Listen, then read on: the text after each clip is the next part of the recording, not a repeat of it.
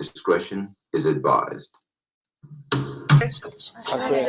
We'll pour to the creative spirit the great Ashe, out of which we all emerge. Ashe.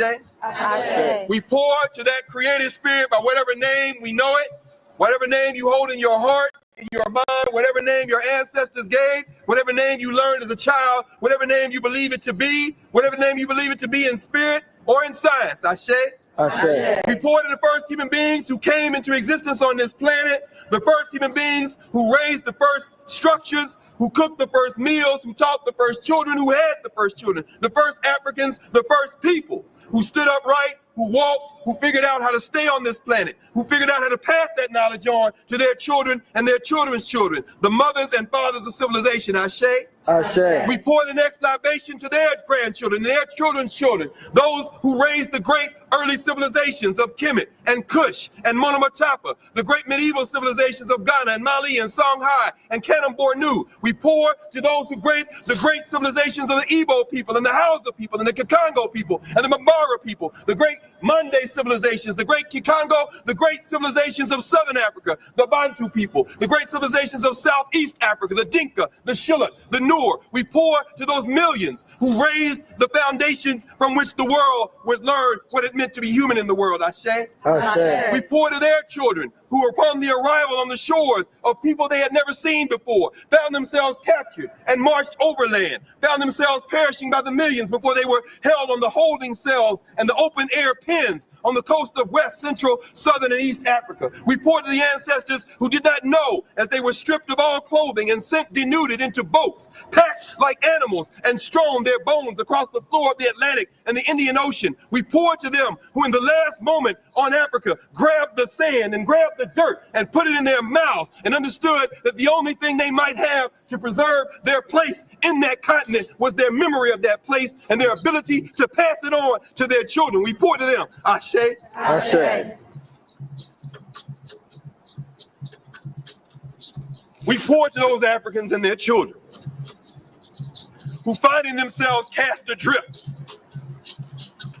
in Santiago, Cuba, who found themselves cast adrift in Porto, Spain, Trinidad, and Port-au-Prince, Haiti, who found themselves cast adrift in New Orleans and Charleston and Mobile, who found themselves cast adrift in Salvador, Bahia, who found themselves cast adrift in Barbados and the archipelago that formed the wayward and the windward coast.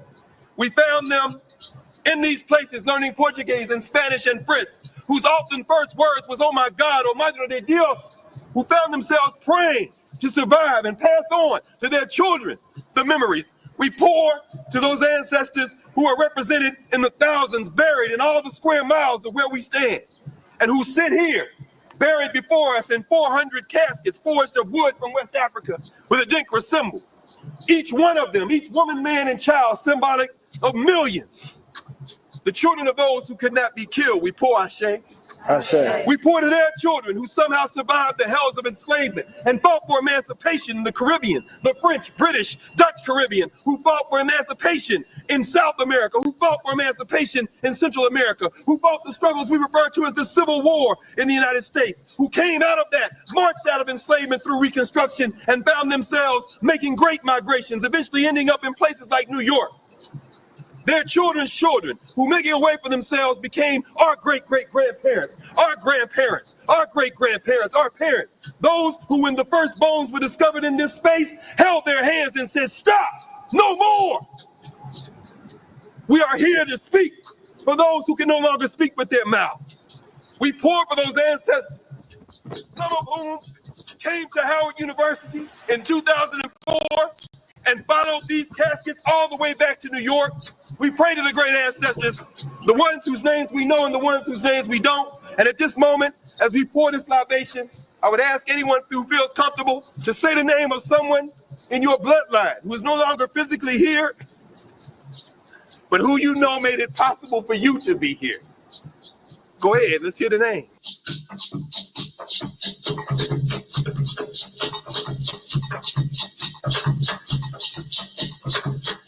We pour to the names that we hold collectively. Ganga Zumba in Brazil, Toussaint Louverture, Jean-Jacques Dessalines, and Henri Christophe in Haiti, We pour to the great Avengers, Nanny of the Maroons of Jamaica. We pour to the great ancestors, Harriet Tubman, Sojourner Truth, Frederick Douglass. Say the names that you study. Who are the names of the ancestors that you have come to hold in your heart and your mind as you hope that you can do what they did for us, for your children and children's children? Let's say some of those famous names. Malcolm X, Little Hamer, John Henry Clark, John G. Jackson, Jacob Carruthers. And finally, two final libations. We pour to those who make it possible for us to do what we do. We pour to these rangers who stand guardian over this sacred space. We pour to these Africans and these folks who have come from Howard University, the staff, the faculty, the administrators who brought us here today to bear witness. This is not a libation, but an affirmation, because their hearts still beat, their tongues still speak, their minds still think, and their minds still wish the best for us. We pour for all of those people who surrounded us on this journey today and made it possible for us to be here. We pour this affirmation of thanks, Ashe. Ashe. And finally, we pour to your children's children's children who will one day stand on this space and speak your name. Ashe. Ashe.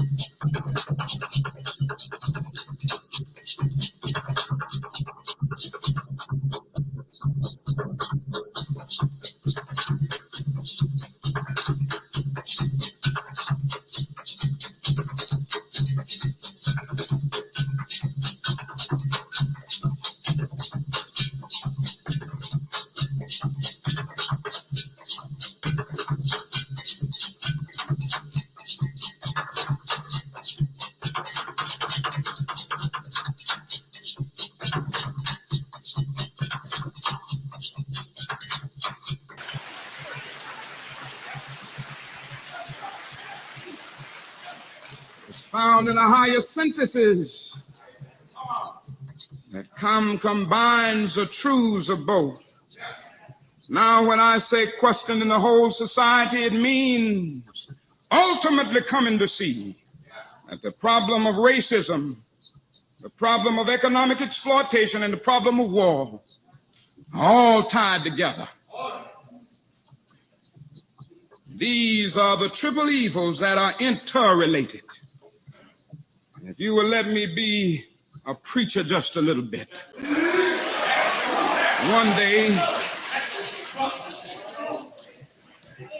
One night a juror came to Jesus. And he wanted to know what he could do to be saved. Jesus didn't get bogged down on the kind of isolated approach of what you shouldn't do. Jesus didn't say, now, Nicodemus, you must stop lying. He didn't say, Nicodemus, now you must not commit adultery. He didn't say, now, Nicodemus, you must stop cheating if you're doing that. He didn't say, Nicodemus, you must stop drinking liquor if you're doing that excessively. He said something altogether different because Jesus realized something basic. That if a man will lie, he will steal. And if a man will steal, he will kill. So instead of just getting bogged down on one thing, Jesus looked at him and said, Nicodemus, you must be born again.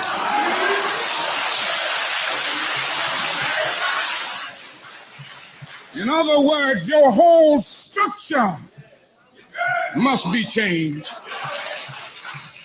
A nation that will keep people in slavery for 244 years will thingify them and make them things. And therefore, they will exploit them and poor people generally, economically. And a nation that will exploit economically will have to have foreign investments and everything else, and it will have to use its military might to protect them. All of these problems are tied together. What I'm saying today is that we must go from this convention and say, America, you must be born again.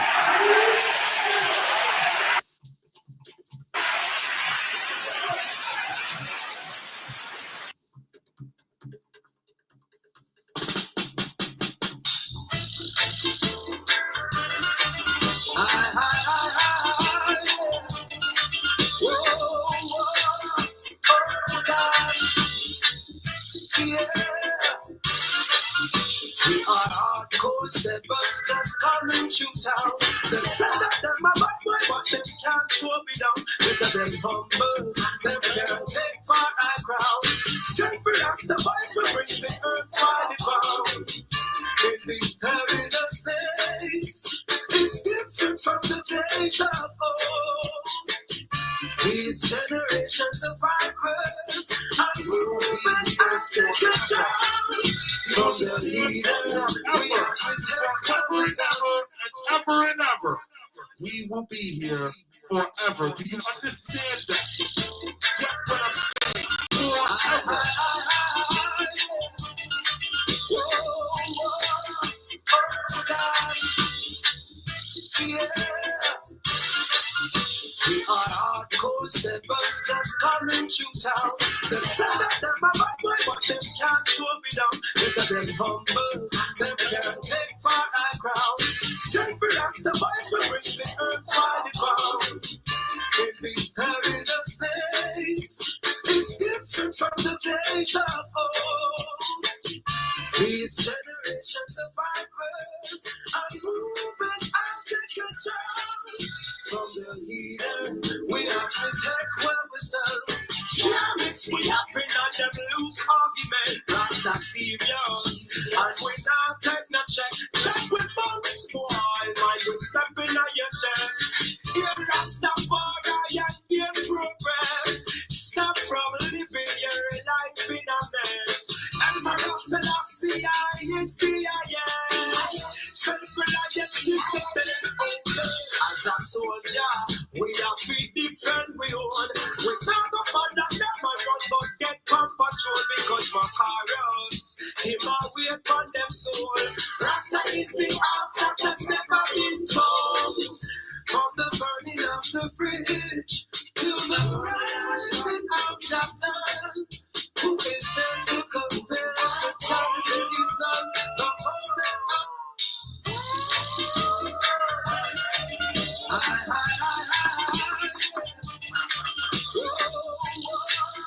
Oh gosh, yeah.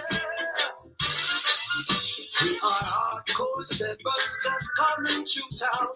Them say that them a bad boy, but them can't show me down. Because them humble, them can't take for a crowd.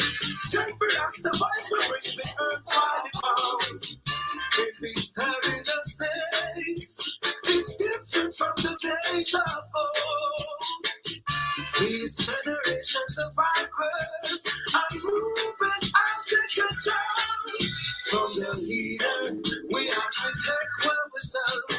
Yeah, mix we happen on them loose argument. Rasta serious, and we not take no check. Check with bunks, boy, mind we stepping on your chest. Here Rastafari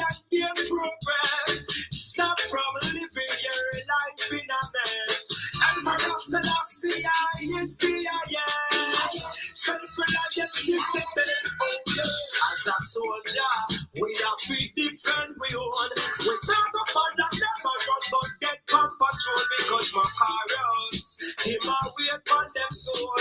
Rasta is the half that has never been told.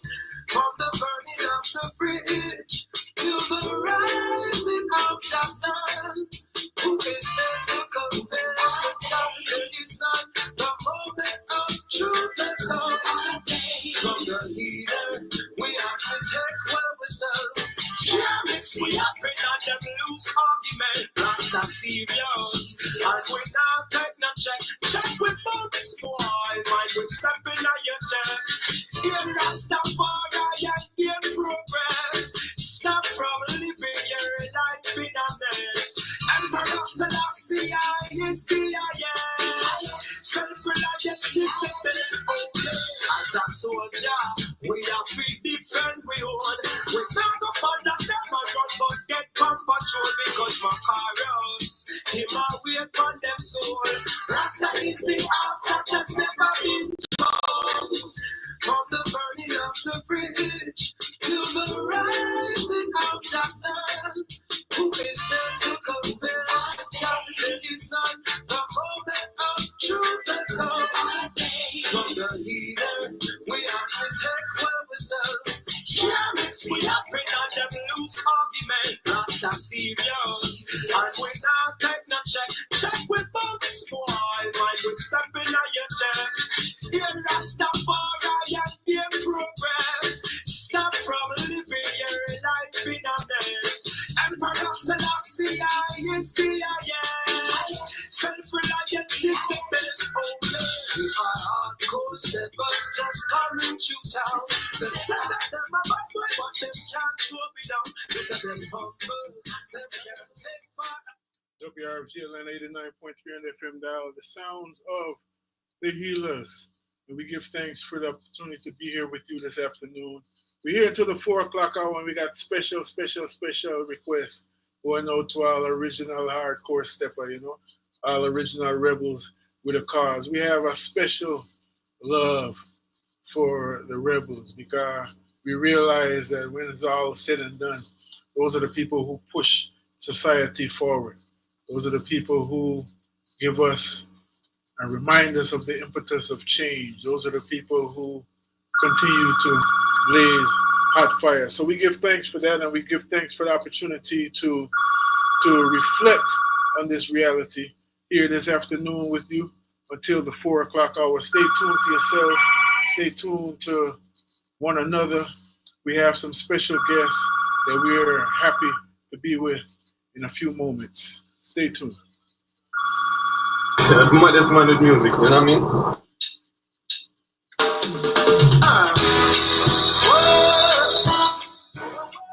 Gotcha.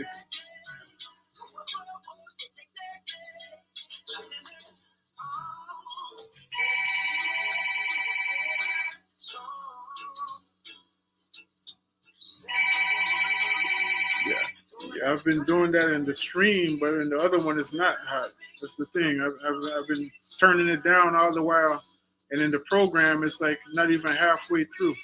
But I'm looking at the stream as my indicator. Say that again. The program, I'm looking at two things. I'm looking at the stream time on the butt player. Yes.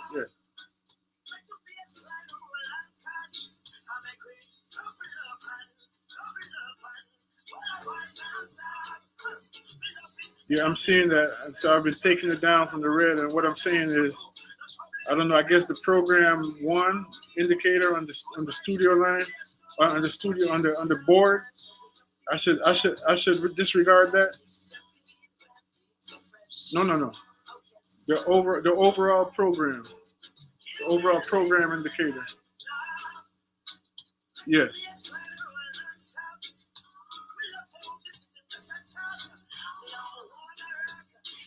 Because it looks really low on that. That's what I'm saying.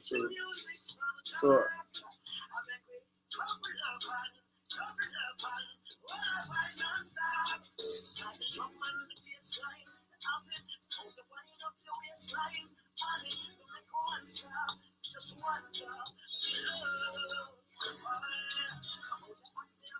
all right.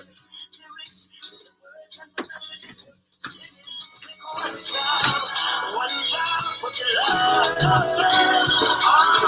One job. Make the bass line roll non-stop. I'm in love for the music at top. Me a woman a rock. Give me a little one job. Come back with couple love and all of our non-stop. Special person, I see decent people. Wow, baby. I buy some dollars while they're singing, representing. I need it. Oh, look at me. I just met my age.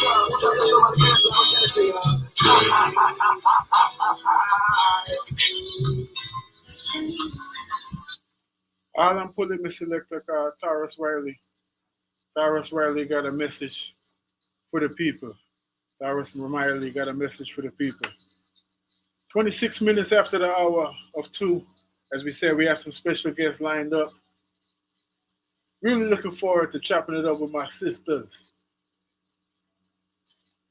And we invite you to tune in. Tell a friend. We're there live until the 4 o'clock hour, WRFG.org, 89.3 on the FM dial in Atlanta and surrounding areas. You see the woman them we are brave. Hey, give me like one drop. Make the bass line roll and touch. I'm in love for the rhythm just a tap. Me up a woman a rock. Give me like one drop. Line roll and touch. I make we double up and what I want now.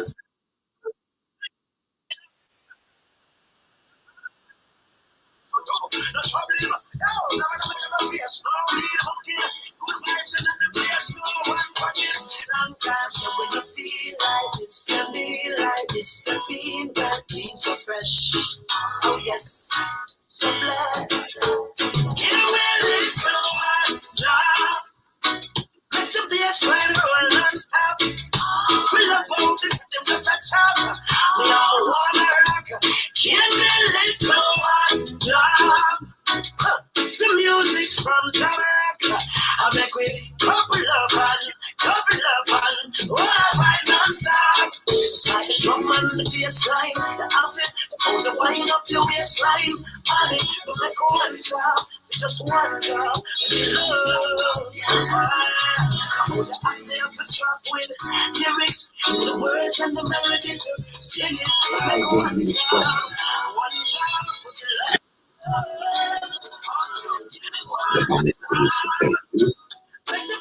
Just that's the first.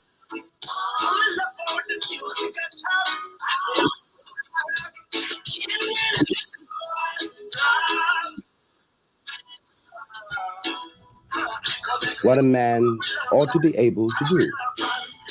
And this is not anything that you have done or not done by some arbitrary sentence.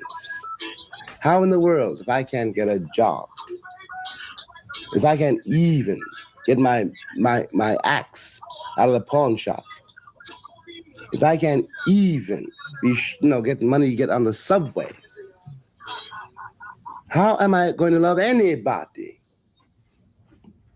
except in such an awful pain and rage that nobody could bear it? I'm not trying to defend it. I'm trying to make you see it. Yeah. You see what I mean? I do, but because maybe I'm hopeful, or because I've structured my life in a way that I won't. I don't, by the way, think that what I'm describing is any longer true for your generation. I don't mean that. But I see the same, what I keep saying is that I see the same syndromes in the same guys that I have to deal with now. Yes, but my dear, what you have to see is also, you have to, look, think about the kid. Think about the kid. What you're going through is one thing, and I'm not trying to minimize it. I'm not trying to minimize. It's not the worst thing in the world. I'm not trying to. I don't even mean you personally. Yeah, I know. The generation is not. Yes, I don't mean. No, I don't mean you, Nikki. Exactly. No, I hope that nobody. No. I'm not talking about me that much. I know. But what I do mean is that simply assume for the moment. The kid is a useful metaphor because it carries you past one moment into the next, into another moment. Because no matter what happens to me or to you, one's responsibility is somewhere else. So it's a terrible Tuesday and a wretched Friday. But, you still, the kid don't know that. And then you begin to see that what looked so awful on Wednesday or on Friday, or is so awful, is awful, but it's not eternal. You can get through it. Hopefully. And when you get through it, you can understand it. Okay. We're not like in disagreement. What I'm trying to maybe get you to relate to is that, and I lay it on black men because I'm a black woman. You have every right to. I'm sure it's that arbitrary. No, you have every right to. But a guy, let's say a guy's going with girl. Mm-hmm. Right? You're going with Maybelle. And Maybelle gets pregnant. All of a sudden, you can't speak to Maybelle because you don't have the money for a crib, right? Mm-hmm. Mm-hmm. She doesn't need a crib. The baby's going to sleep someplace. If you can follow me for 2 seconds. Wait. Baby's going to sleep someplace. The baby's going to eat something. But what she needs at that moment is a man. Mm-hmm. And in order, if the man functions as a man, mm-hmm. which is not necessarily a provider for all that stuff, because mm-hmm. everybody can understand why you can't buy something. You don't have a job. You didn't have a job when you always going to bed. Mm-hmm. Why are you going to get a job because she got pregnant? You understand? There's no job. But what she needs is a man to come by and say, hey, baby, you look good. And black men refuse to function like that because they say, I want to bring the crib when I come. Baby, you're never going to get the crib. Baby. Bring yourself. Baby, I agree with you. I understand what you're saying, But let me tell you this. You may be absolutely right, and you are right from your point of view. It's arbitrary. But you have to understand my point of view. I'm trying. And in my point of view, well, if you were pregnant, I would act very differently. That's me. That's something else. But from the man's point of view, given the fact, as we said much earlier, that the standards of the civilization into which you were born are first outside of you. And by the time you get to be a man, they're inside of you. And this is not susceptible to any kind of judgment. It's a fact. If you're treated a certain way, you become a certain kind of person. If certain things describe you as being real, they're real for you, whether they're real or not. And in this civilization, a man who cannot support his wife and his child is not a man. And this is also for example, in the welfare rules. Yeah. The black man has always been treated as a slave, and of course he reacts that way, one way or another. And you can blame him on a human level if you like, but I think it's more interesting you have to understand it. The bag the cat is in. But it's so because how can I? I'm not being rational. And I may love you, especially if I love you. How in the world I can't come with nothing. But it's not, I know it doesn't make any sense, Nikki, but a man is built like that. You see, when we talk about the children, right? Mm-hmm. Or we talk about, like, let's say my little boy, mm-hmm. your nephew, something mm-hmm. like that. We talk about how are we going to create the new child in the same old syndrome? Well, somebody has to fake it enough. You understand? Somebody has to say, hell no, I can't buy you a bicycle. You don't need one. Yeah. And smile about it so the kid can say, I'm not afraid of daddy. But sometimes that happens, and after all. But not enough to talk, we talk about the group. Yeah, but wait. We're talking about the group. Hold the phone, baby. It has begun. Something has begun. The fact that we're talking about it is a beginning. It's very important. It's very important indeed. Look, I've had to learn in my own life, I want this. I want it Friday. And Friday comes and I worked my behind off to get something done that don't come. It doesn't come for 20 years. Then you use that 20 years. Look, life is a very short and very long time. It is, really it is, And it's very important not to get hung up on any given detail, because what is there, like the fact that you're a woman and the fact that I'm a man, that's going to be there forever, and we're going to have to deal with that forever. From the beginning, sure. And we have to deal with it from day to day, because if we love each other, We both know it. The tragedy is we both know it.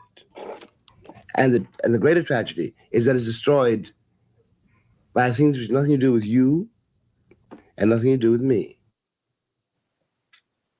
We are GLN.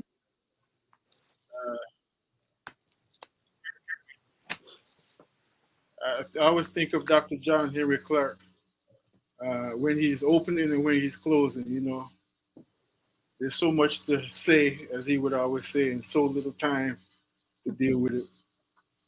And you know, as he's closing in his usual soulful way, he would say, "Well, let us bring to an end a thing that has no ending."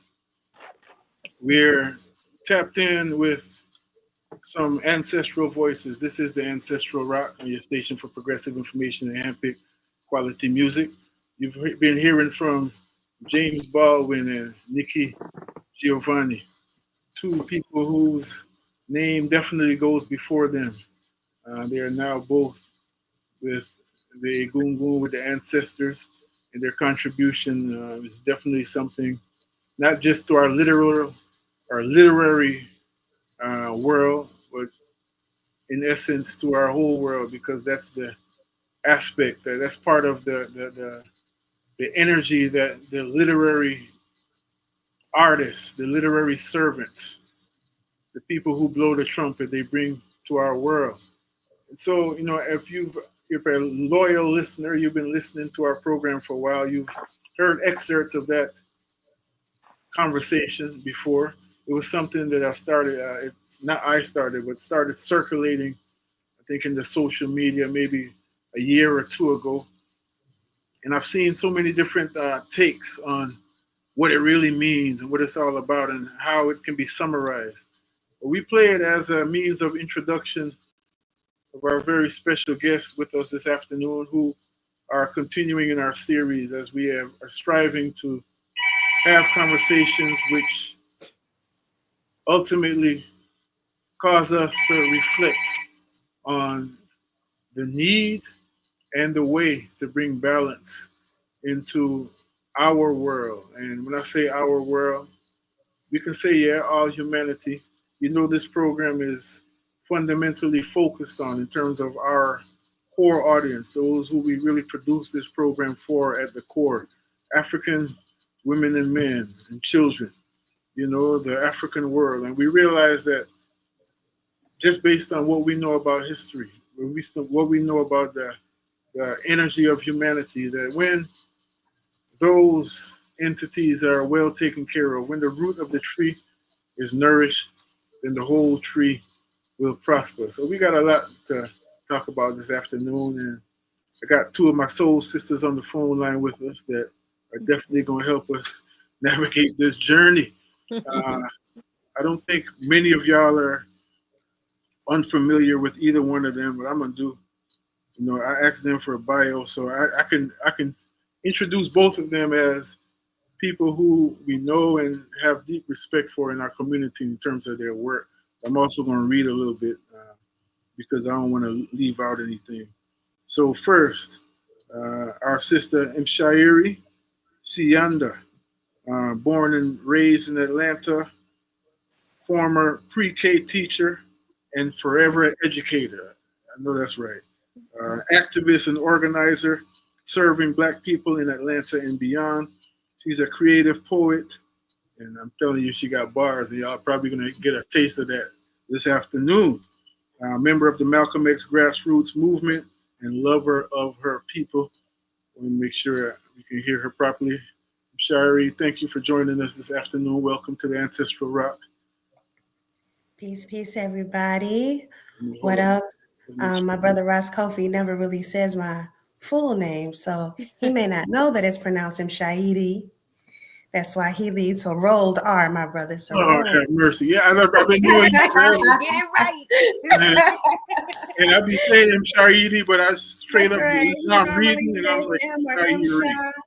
But that's right. I always say Msha and everything. Mshairi. Mshairi. That's right. Thank you. Peace and blessings, y'all. Happy to be here. Thank you so much for inviting me, brother. Yes, I thank you for getting me straight too. And hailing from the D-Town. What up, though? Detroit born and raised, 18-year producer and host of WRFG's The Show ATL. Y'all know our sister from that late night radio, curator of numerous events in Atlanta. It's Showtime at the Apache, Atlanta's annual Tupac birthday celebration, The Rose That Grew from Concrete, member of the all-woman collective of poets Adam's Rib, founded by our sister Tamika, otherwise known as Georgia Me, and owner of Pretty Dope Box Vintage Boutique in the New Black Wall Street, our sister MsDia. Hey, hey, hey. What's happening, MsDia? Hey, family. We're here. We showing up here. We get ready to get into it.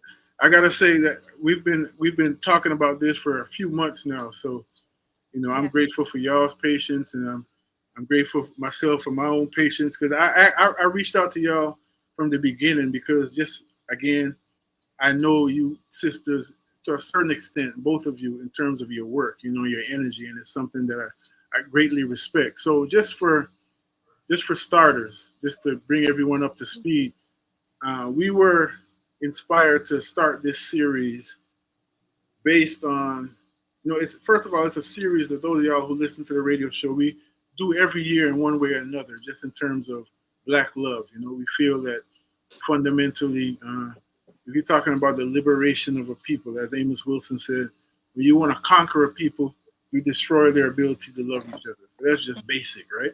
So that's part of our approach. It's approached by various people in different ways. So we, from time to time, take time aside to really look at different aspects of that. Not just romantic love either, just Black love. You know what I'm saying?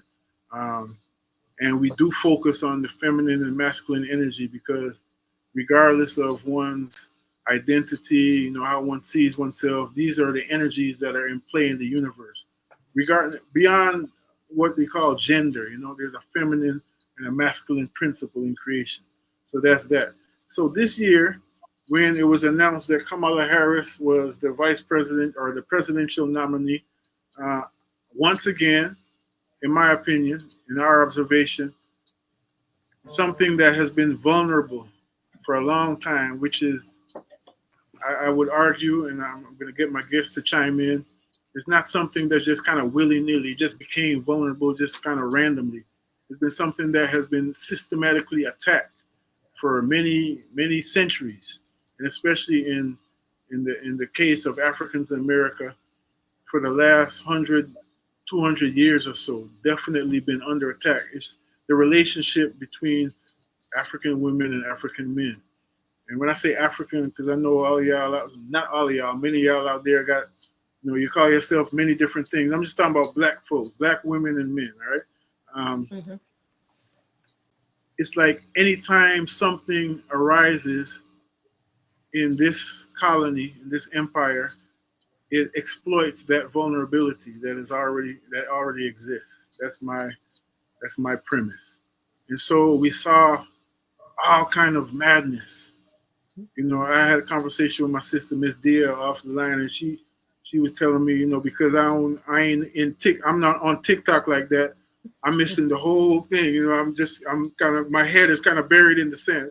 That's not the word she used, but that was basically what she was saying. I might be missing some of the reality of what's out there in terms of the madness, but not being on TikTok, I've seen enough madness just on my Facebook feed, on Instagram and just in the street, hearing how someone in the guise, I would say under the guise of political belief, this complete hatred of Black women for some people, and to a lesser extent for some Black women, this hatred or this real, disgust with Black men, it just became a glaring reality. So we talking about the Democrats and the Republicans, who some may argue are two sides of the same bird and all that. There's nuances, two wings of the same bird, but we're really looking at how this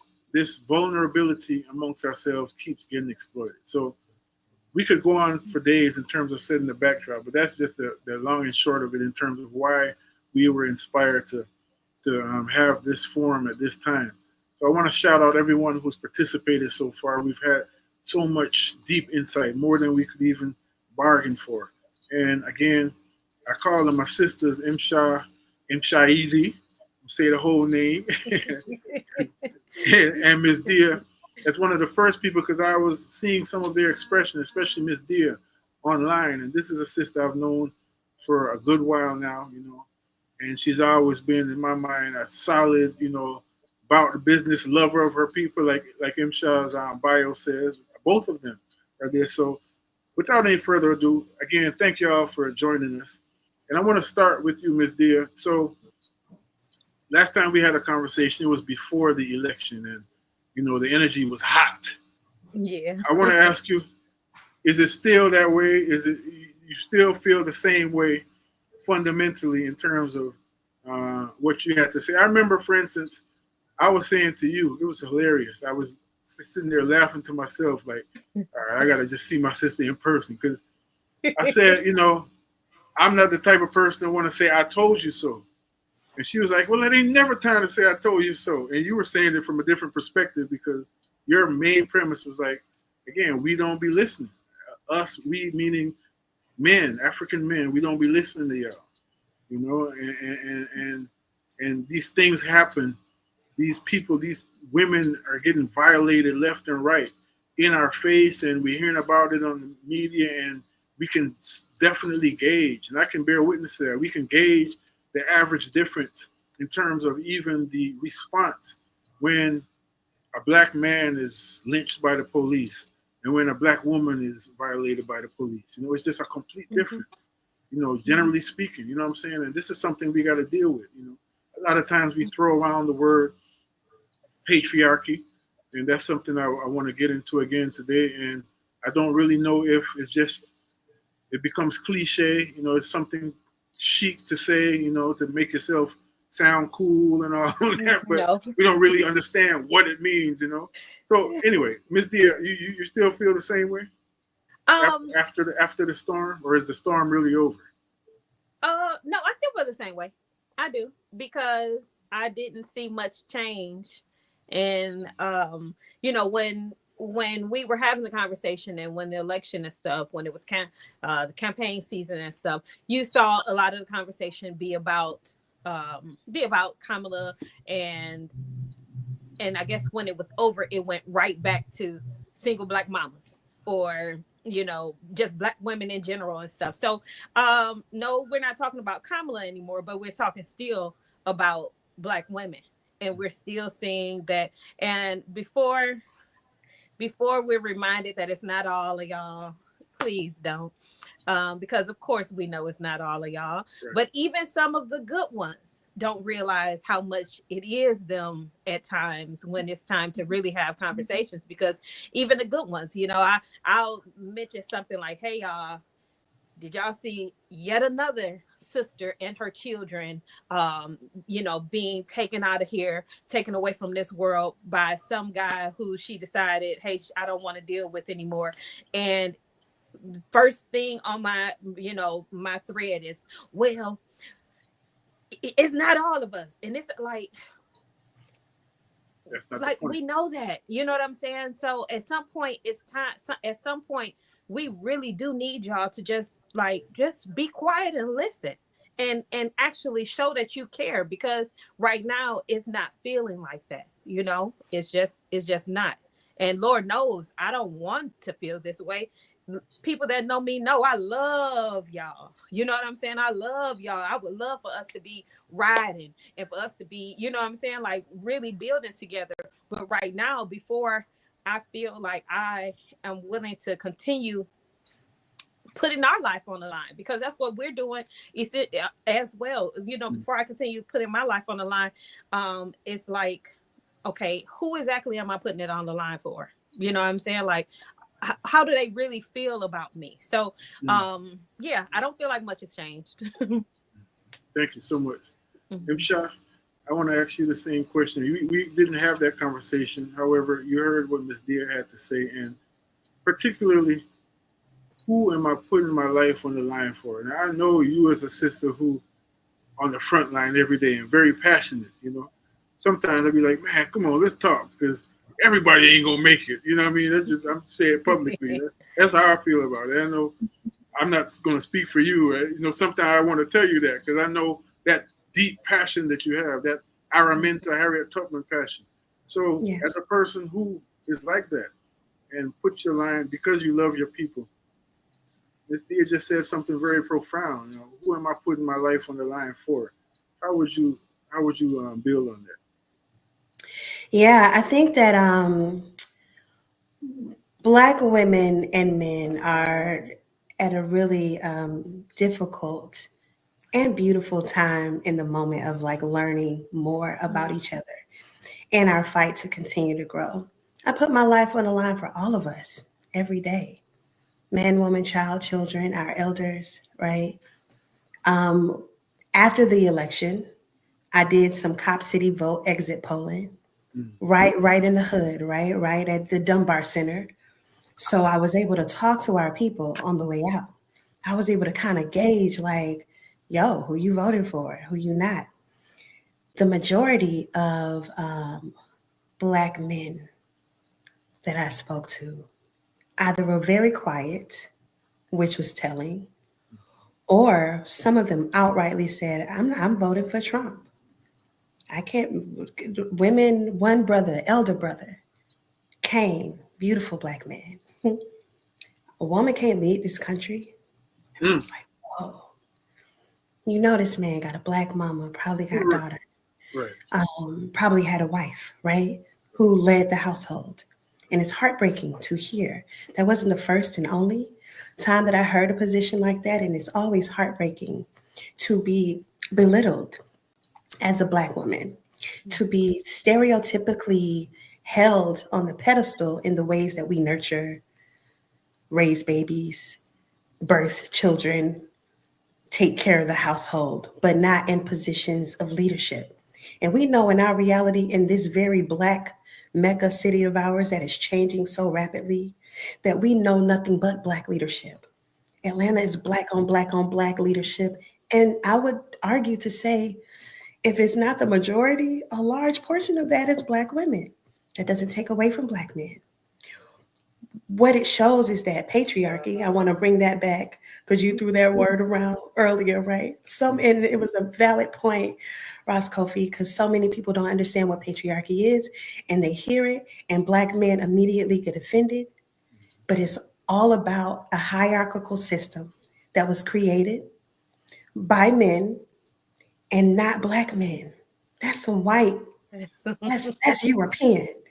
But Black men, a lot of Black men, their goal is to reach what it looks like to have white success. And that takes away from who we are as African people. It takes away from our community values. It takes away from our innate ideologies, and just who we are. And so, but we've been poisoned so much that we don't even see it anymore. And so there's a disconnect that's happening. We should be fighting for each other. We should be fighting for our communities, and not in a stereotypical way, and not in a hierarchical way, but a way that's really like embedded in community. And so much of that has gotten away from us. We all have to fight for each other, but we're that crab in a barrel mentality is happening all around. And I think a lot of it is also based in capitalism too, right? So yeah, it's heartbreaking, but I feel like we got to listen to each other and do something about it. Straight up. 404-523-8989 is the number. It's 6 minutes before the hour of 3, and we're here until the 4 o'clock hour. WRFG.org is the website for those of y'all who are linking up on the terrestrial radio. You might be back on the way to the house or to the home, to the job or whatever, and you want to tune in with us, you want to stay tuned with us, just tap into WRFG.org and you'll hear the streaming options. There's so much that was already said, and I want to make sure that we don't keep on this whole thing of the politics, even though that's a good, it's a good frame of reference that we can discuss a lot of these dynamics. But specifically, when I say politics, the electoral politics, the campaign between Trump and Kamala Harris. So I want to kind of move off of that quickly. But, not but, I won't contradict what I just said. There was a few things that I heard that I want to ask y'all to chime in on that I felt like I remember from the 90s when Donald Trump, you mentioned capitalism, Mshairi, a little while ago. I remember when Donald Trump was the point of reference for this so-called success in the hip hop community, you know. I mean, it was crazy. He, you know, the same monster that we see now. And by that time, he had already framed the Central Park Five. You know, shout out to the Attorney of War Automatics, Heru ancestor. The person that he defended is the only person who got off of that. This is Donald Trump. However, in our popular hip hop culture, this guy was the person who was this, you know, this put up as this person that, you know, you want to aspire to.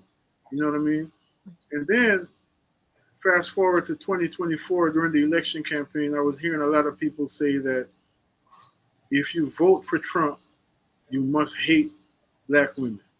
Straight up. A vote for Trump means that you hate black women.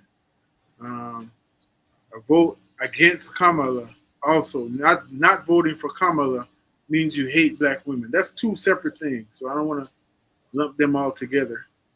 I want to ask either one of y'all to respond to that. Is it that simple? Well, I definitely think that it's not that simple. However,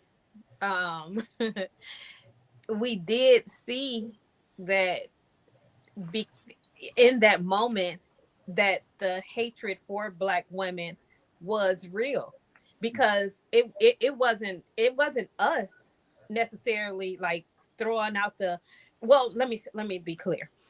Many of us we're not throwing out just the whole, hey, she's a black woman, you got to vote for her, but it was in response to seeing how much like hatred was spewed towards her.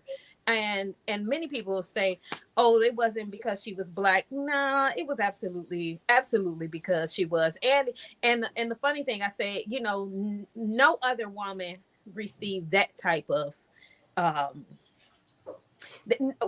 I've never seen brothers go in on a woman that hard of another race. And to me, that showed that, like, no, even the ones that were saying she's not black, like, no, you treat her like that because you do identify her as a black woman. So no, it wasn't that simple as if you vote for him, you hate black people, or if you don't vote for her, you hate black women. I don't think it was that simple, but I do believe just because of that election and because she was this, if people, y'all identify her how you want to, but she was this woman of color, which many people do identify as a black woman.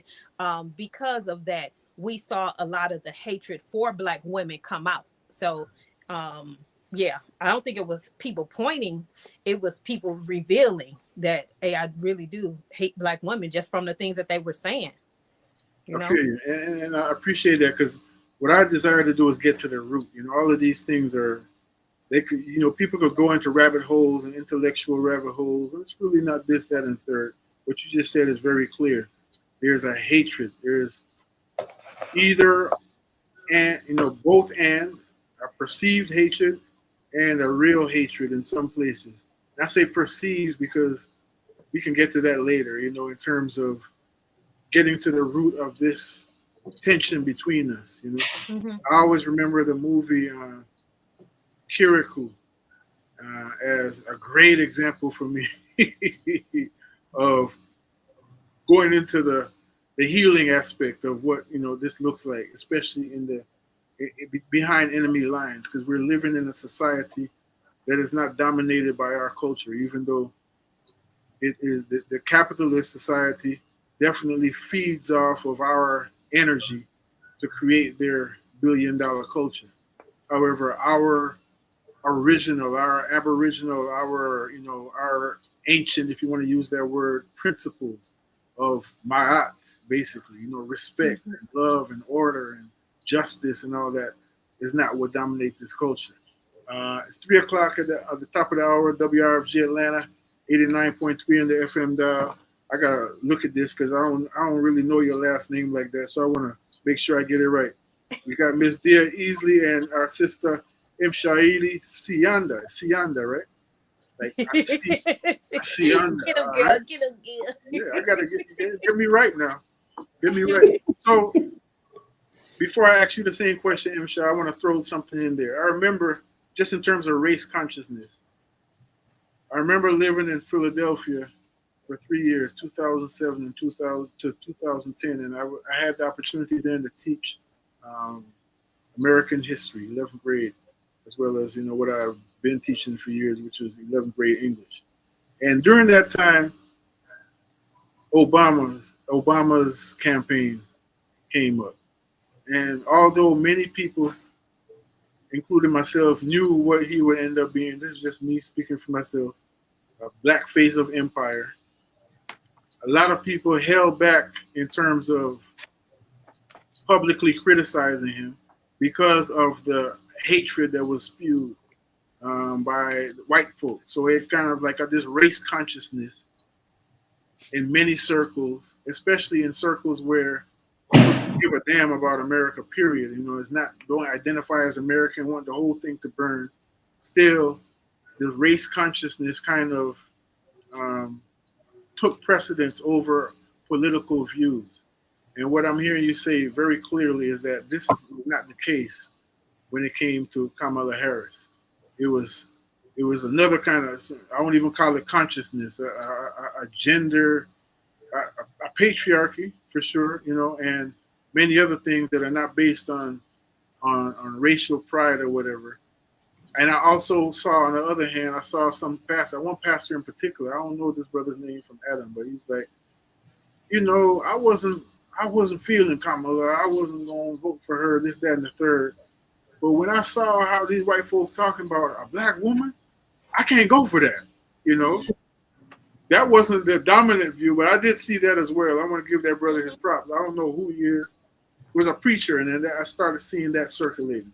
So, again, I mean, that's more of a comment than a question. I want to ask you, Msha, to chime in on that same question, though, in terms of just the straight up, if you're not for Kamala, you must be against black people, and you definitely hate black women. Or if you vote for Trump, that's another one. Like I said, you must hate black people and you hate black women.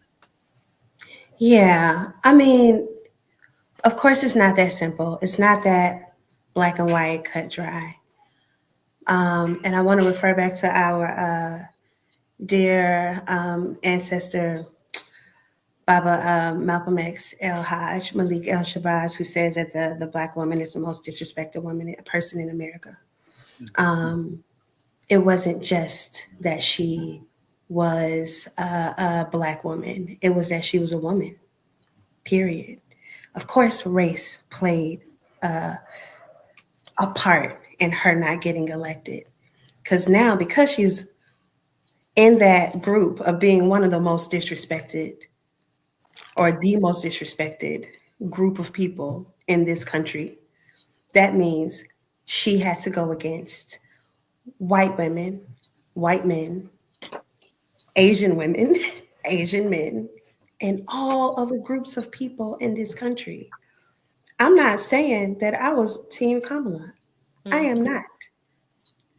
I don't believe that politics is going to get us free, ever. What I do know is that for me in my house, I know that the fight that I fight every day would have been just a pinch easier with her in office than him. And when I say a pinch, just a little sprinkle, just a little something.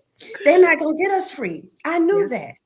And honestly, I didn't want to see his face for the next 4 years, but here we are. And so I heard and I saw people being interviewed. I spoke to people. I spoke to people who didn't vote. And that's their right. That is their right. But here we are. And I know a lot of that is based in not just who she was as a politician, who she is as somebody who supports the police heavily, who she is as someone who is advocating and championing a war that has killed thousands of people for almost the past, well, over the past year. I'm I wasn't Team Kamala for all of those reasons. And I do know that as heartbreaking as it is, it was that she was Black and that she was woman. And those two things, outside of her just kind of being thrown a hot potato in the very last minute of a campaign, was the reason that she didn't get elected. And because of that, it was really heartbreaking to hear people say, oh, I'm not with her. I don't believe in her policies or platform. Y'all didn't care about Obama's policies or platform. He was a handsome Black man with so much swag that nobody could deny it. And that was the recipe. You didn't think about it. You didn't read up on it. You didn't research. But you saw this Black woman and you decided, because she's a Black woman, that you are against voting for her, supporting her, or whatever. Again, I want to be clear to all of my Africans in the world that I am not here being like, you should have voted for Kamala. Yes. They're not going to get us free. We get us free. We keep us safe. We do those things. And I know that because she is who she is, that that's one of the reasons that she did not make it into office. Right. And as you said, the we and the we get us free, what does that look like? That looks like how we deal with one another, how we perceive one another. Absolutely. Whether we in the Shark Tank, whether we in the doggone Empire State Building, whether we at the Bembe or anything in between, that is very important. Yes, family, you're tuned into the Ancestral Rock on your station for progressive information and handpicked quality music, WRFG Atlanta. We're talking about bringing forward the balance. So I wanna jump way back, because as we say, if you don't know the history of the person or the author, you don't know what you read. So I want to get y'all's personal perspective. I want to get a little personal for a minute in terms of what picture you first saw of Black love, and also when did you first perceive this disrespect? And I say perceive like it's not real. When did you first feel this disrespect of Black women? That's two questions in one. Just in terms of in society, I've asked everyone that same question, and it's been really instructive in terms of when this really, really first formed a serious picture in people's minds. And so we've been walking around with a whole lot of need for balance for a long time. Msha, first you. Yeah, listen, that's a good one. My brain takes me back to the Black man in my family. And that was the first time I was ever disrespected or violated. And that was before I was even 10 years old, right? And that wasn't just to me, that was also to the other women in my family, and it was also to the other women in my community. I saw it. It was natural. It was normal even. And I'm born and raised Atlanta, Zone 6, Kirkwood, Grady baby, right? So we thought that it was okay to be called out of our name, to rip and run around the house catering to men, and not being cared for in a particular way. I thought it was normal. I thought it was natural. So when I got older, I was like, yeah, I got to look this way, dress this way, act this way, serve this way in order to be loved, to be cared for, to be considered worthy. And the first time that I received radical Black love was from the women in my life. Black women saved me over and over and over and over again. And I can't say that I have been loved properly by a man just yet. Not yet. Oh, it's coming. You hear me, universe? My ancestors stay fed, baby. They stay fed. And so I am also in the practice of loving myself and in the practice of continuing to love our people. And because I have examples like you, like Iras, like Baba Watani, like Baba AK, like Baba Kwame. I got examples. I see it, baby. I know it's out there. I know it exists. I know that Black love, radical Black love, exists. And I know that it's real and authentic. And I think a lot of what's happened is that this country has polluted our ideas of Black love. And unfortunately, we've all fall victim to it. I've received the most love from the women in my life. Period. Period.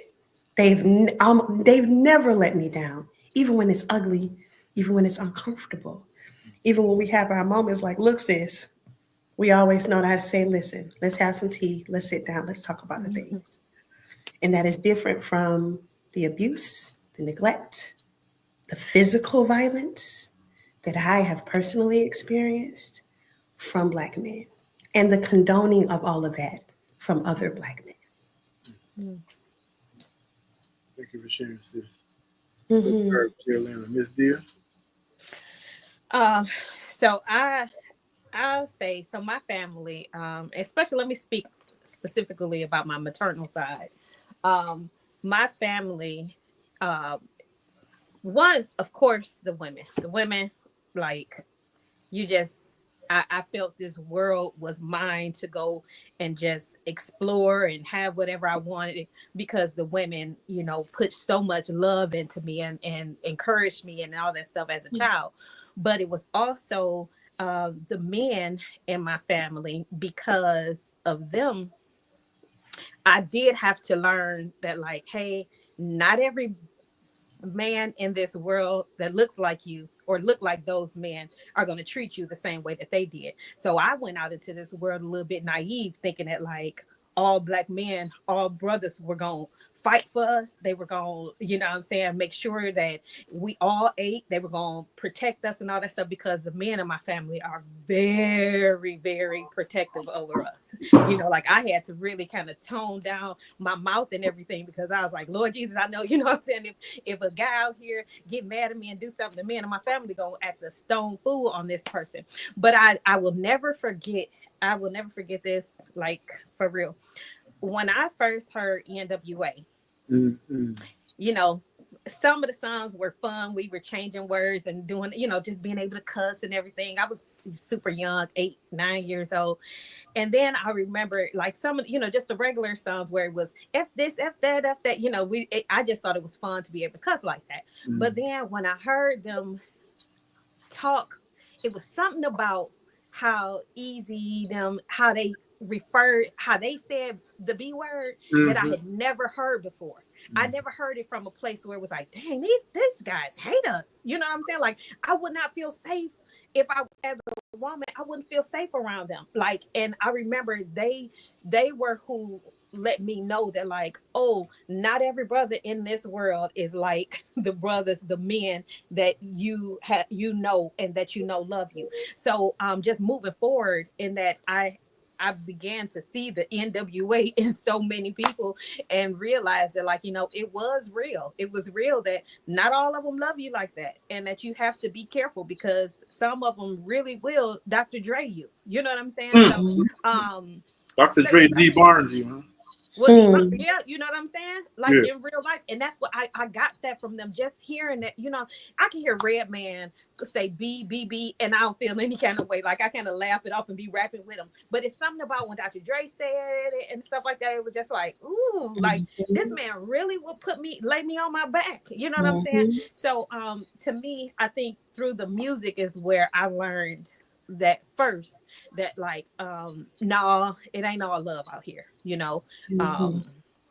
So yeah, that was me. Now, as far as, like, romantic love, like many of us, the Cosby Show had me. I mean, I saw some in my family, but, you know, I did come from, I mean, a lot of the women or the relationships in my family were not the most ideal relationships to learn from. But, like, watching the Cosby Show did just make me see that, like, okay, you just got to be cute you got to be creative with your love. You got to be, you know what I'm saying? Like, I learned that from there. But yeah, that's pretty much where I learned the love, and then where I learned that it was not all love. I feel you. We're tuned in with Sister MsDia Easley, and our sister Mshairi Siyanda. I didn't have to look. I got it. And it's 15 minutes after hour. We're going to take a short break. When I come forward, sisters, I want to talk about accountability, specifically, first and foremost, what do you desire to see from us, brothers? You've talked a lot about, there's a saying about expectations being the root of all heartache, expectations without agreement, and we deal with this a lot in terms of our relationship. However, it's very possible that we can have some agreement here. You're broadcasting to a lot of people. A lot of people are going to see this. Your being itself is very compelling, and what you're sharing with us today is very compelling. So maybe we can start some new agreements out of this. Coming from some sisters who we know are on our side. You know what I'm saying? It's a serious thing.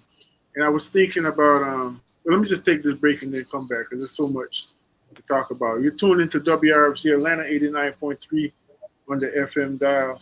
Stay tuned to yourself, y'all.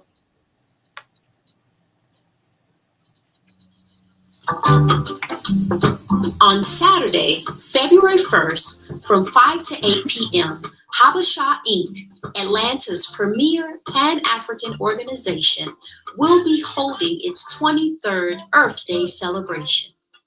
This year's theme is Earth's Elegance, celebrating tradition and sustainability.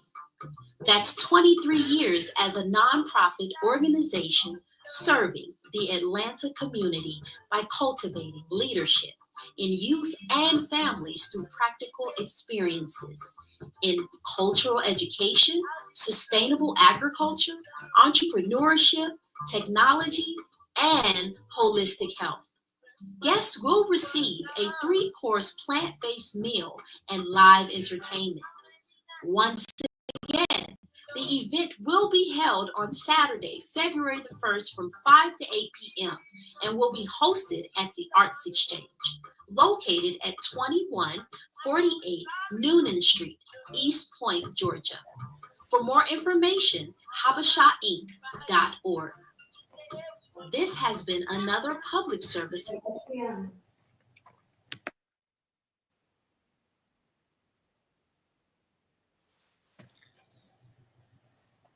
No, the network.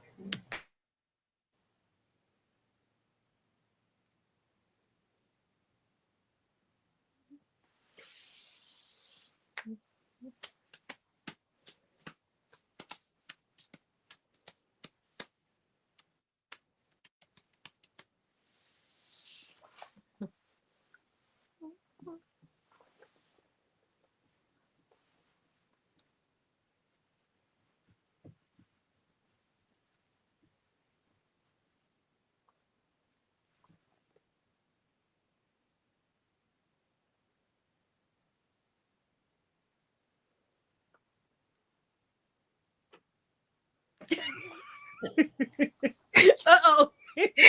He finished talking to us. Oh, dang, what did we say? What we say, sis?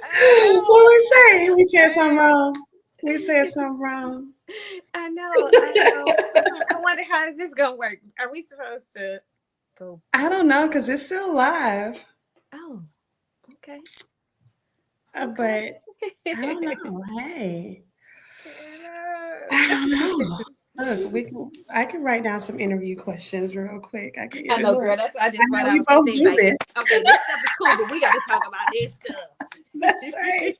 We both do this. So look, we can bounce off looking around my bell hooks, all about love. Come on. Come on, bell hooks. That's right. Yes, it's a pleasure meeting you. You too. We've met before. I was just about to say. I know we have met. I just cannot remember. Yeah, it's all good. But now we know each other for real. That's right. That's right. So we'll see each other. Yeah. You come to the Malcolm X Festival, yeah? Yeah. Okay, great. I've been helping to organize for a long time. Y'all do I'm such an normally at the amazing job. stage. Thank you. Thank Y'all you. do It's such an amazing job. a labor of love, honey. Yeah. It's a labor know. of love. Yeah. You ever sure. thought about vending there? Bring in some of your clothes? Yeah, you know what? I have. You know what's so crazy though? I always be so scared just because of the rain. It just seemed like it always like what Every year. every I don't year. know what it is. I think it's a conspiracy.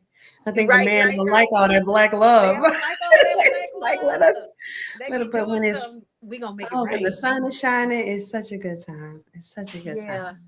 So yeah, hopefully we'll have good weather. Baba Malcolm will be turning 100 this year. He would have been turning 100. Oh So my gosh. Oh, I have to this year then. I definitely have to. that's right. Please come through. We're trying to do it big. Have some Oh, artists, and I know I need to talk to you because you know the people, you got the connects. yeah. So we Please, need anything I to can do to link help up with in it, a I would minute. love to. Okay, I would love to. that would be great. That would be Oh great. yeah, girl. Look, I got him right here. He stay on deck. Listen, oh, that's beautiful. Thank you. That's beautiful. We thought you got rid of us. Oh, we can't hear. I think listen to that's it. Yes, like I said, going out to my sister, Karen Marie Mason. Remember, you said rinse this tune. Yes. Brother Batch said, Black woman, you are ruler. Going out to my sisters on the phone with me. And going out to all of y'all without any apology. We got our sister Mshairi Siyanda and MsDia Easley from the show ATL Wednesday night. Big time. 22 minutes after the hour. Big up the Habasha crew. You heard that their 23-year anniversary is coming up soon. And just for the sake of time, because I could rinse that song for a long time. That's Batch. Song called Arula. Yeah, my sisters, we had a little glitch. I'm not gonna get into conspiracy theories today. We back on. That's what it is. But we already know what it is. So we just operate with the reality that we will fight and we will win. Hey. So accountability. Let's start with that. What you want to see? And I ain't got to tell y'all. Y'all are both grown women. Don't put no limitation to it. What you want to see? We are here, literally. People who are into the cosmos and into the astrology and the spiritual realm will tell you, we are literally living in a time where we're shaping a new world. It can be argued that this was always the case, and there's times when you study history that are pivotal times. I think Msha, you kind of said that in your own way when we started. It's a critical time. I don't think that was your exact word, and it's also a beautiful time for us, right? So, what we want to see, what do you want to see in terms of accountability? Where do you want to see your brothers, step up to, rise up to in terms of in this moment? Yeah, Msha, go first. Yeah, I'd like to read a super quick quote by Bell Hooks out of the book All About Love. You read it before, Ross? No, I have not. Get into it, brother. Get into it, okay? So listen, it says, to ensure human survival everywhere in the world, females and males organize themselves into communities. Communities sustain life, not nuclear families or the couple, and certainly not the rugged individualist. So she goes on to talk about more, but I love that because when we talk about accountability, we need to talk about how communities hold each other accountable in every sense of the word. Everybody knows a woman who has been assaulted. Nobody seems to know men who do the assaulting. Everybody knows a woman who has been violated. Nobody seems to believe that brother could actually do that, not him. Oh my gosh, he's such a pillar in the community. He does all these things. And then we attack women for saying, this has happened to me. I need for y'all to hold these people accountable, right? Not just that, in our music, in the ways that we speak to each other, in the ways that we demonize women who are single or women who have several children without being married, in the ways that we demonize brothers who may have wanted it to work with their child's mom, but it just didn't. We have to hold each other accountable in ways that we know protect and serve us. Because whether or not we want to admit it, sexism doesn't serve us, patriarchy doesn't serve us, misogyny doesn't serve us. That shit, sorry, I'm on the radio. It ain't gonna get us free. So accountability looks like us saying, yes, I know if I say these lyrics, it might go viral and I might make a lot of money, but will it serve our people? Sure, I could take this corporate job and make all of this money, but I could be serving my people in this particular way. That's accountability. How do we move towards an anti-capitalistic society? How do we not put so much weight into dollar signs and individualistic lifestyles? How do we put more accountability into intentional communities? And you the farmer. So you know what it's like to feed your people, to love the land, to protect the land. You are also a spiritual person. So you know what it's like to sacrifice something so that you can grow spiritually. Accountability looks like us listening to each other, stop being so judgmental. And I believe, number one, somewhere along there, believe in Black women the first time. Some people are trifling, right? Sure. Some people are trifling. Some people don't move with integrity. Some people are not honest.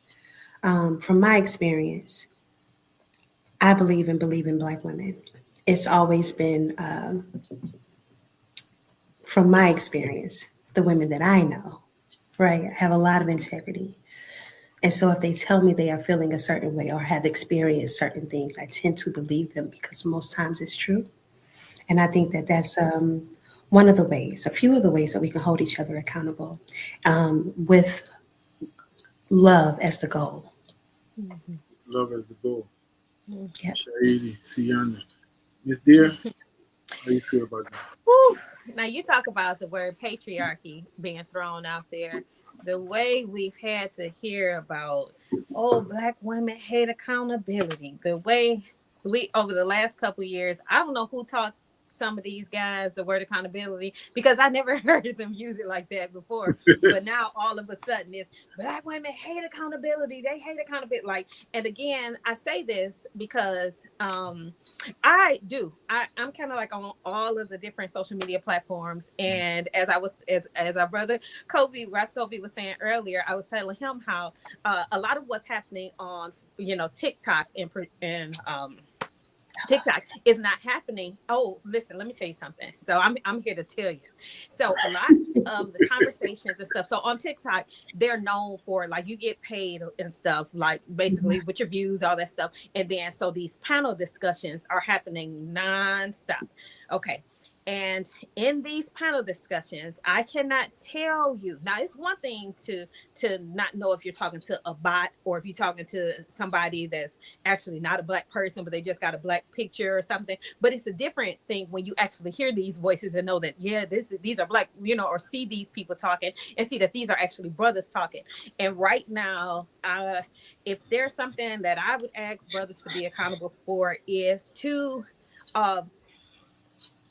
stop lying, stop rewriting history, because the same thing that you get upset about, white folks doing, y'all doing the exact same thing. You're doing the exact same thing. When you hear them say, "Oh, y'all need to pick yourself up by the bootstrap," you know how simple that is, and you know how ignorant that is. But then you'll say things like, "Oh, Black women don't want to be held accountable for breaking up the family right now." So this is the few things that they're putting all on us. So, and I got a list of them because I can't tell you how many times while scrolling each day they're on panels saying these things. So one, you know, we are Black women solely responsible for breaking up the family because we chose welfare over having a husband and having a man. And I mean, they making it as trivial, as simple as, oh, they just wanted welfare. They wanted the white man, this, and they threw away the family. So right now they're teaching and rewriting history, telling the story that it was Black women that, you know, we chose the welfare and all that stuff. Another thing, so there's a case right now that's happening in Detroit. This young lady named Naziah Harris, which was a 13-year-old young lady, 12-year-old that went missing. Long story short, auntie's man messing with this child and stuff, and I hear every day the age is getting younger and younger. First it was, oh, if Black women are 35, they done lost value. Now it got down to, if they 26-year-old, she ain't nothing but a this, she ain't nothing but a this.